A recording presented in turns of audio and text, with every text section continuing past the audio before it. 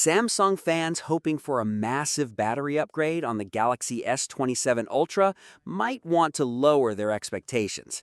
After months of rumors pointing to a huge 6,000 milliamp hour battery, or even close to 7,000 milliamp hours, the latest leaks suggest that simply isn't happening.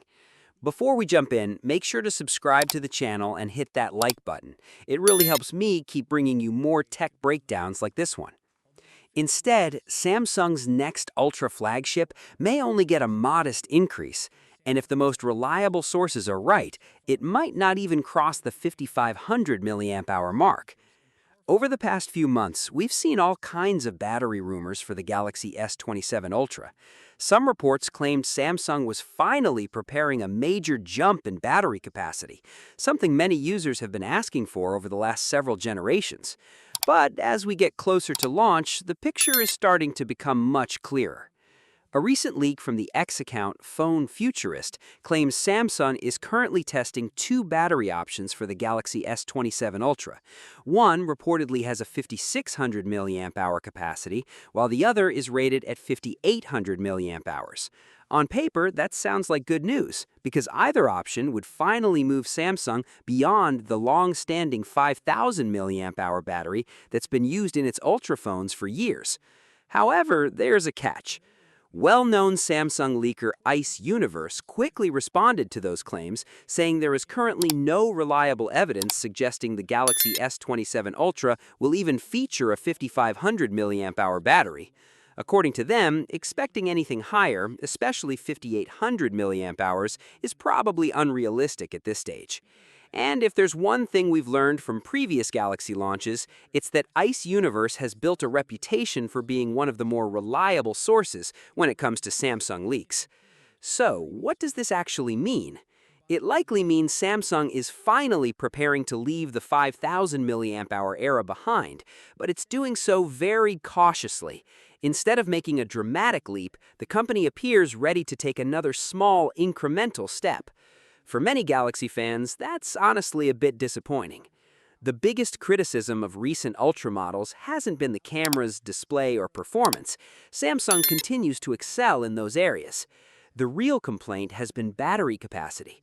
The Galaxy S26 Ultra, for example, still uses the same 5,000 milliamp hour battery size that Samsung first introduced all the way back with the Galaxy S20 Ultra.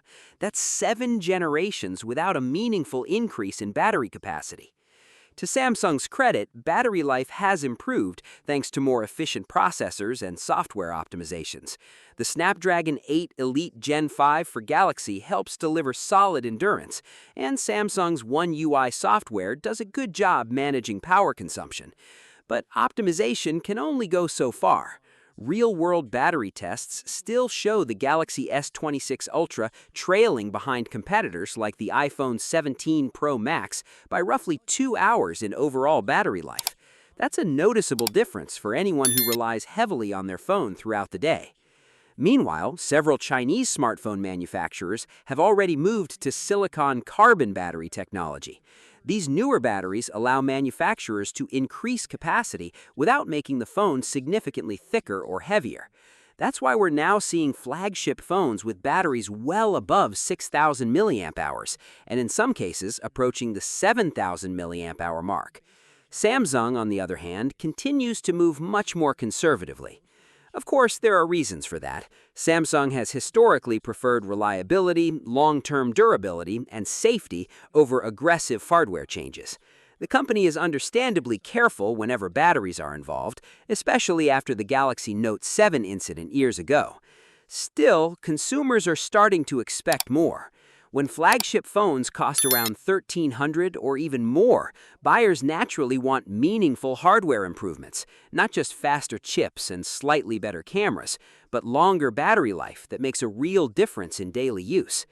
So, if the Galaxy S27 Ultra ends up with a battery somewhere around 5,500 milliamp hours, it'll certainly be an improvement over the current model. Every extra bit of capacity helps, especially combined with another generation of processor efficiency. But let's be honest, it probably won't be the monster battery upgrade many people were hoping for. Instead of delivering a revolutionary battery leap, Samsung seems prepared to continue its familiar strategy of gradual improvements, one generation at a time. Personally, I think moving beyond 5,000 milliamp hours is absolutely something Samsung needs to do. Even a jump to around 5,500 milliamp hours would be a welcome change after so many years of using the exact same battery size. At the same time, it's hard not to look at competitors pushing 6,000 or even 7,000 milliamp hour batteries and wonder why Samsung is still playing it so safe. For now, nothing is officially confirmed, and with the Galaxy S27 Ultra still months away, there's always a chance plans could change before launch. But based on the latest leaks and the opinions of trusted insiders, don't expect Samsung to suddenly surprise everyone with a giant battery this year. The Galaxy S27 Ultra will almost certainly improve battery capacity, but if you're waiting for a true battery revolution, you may have to wait a little longer. What's your thoughts on this? Let me know in the comments section. See you in the next video. Take care.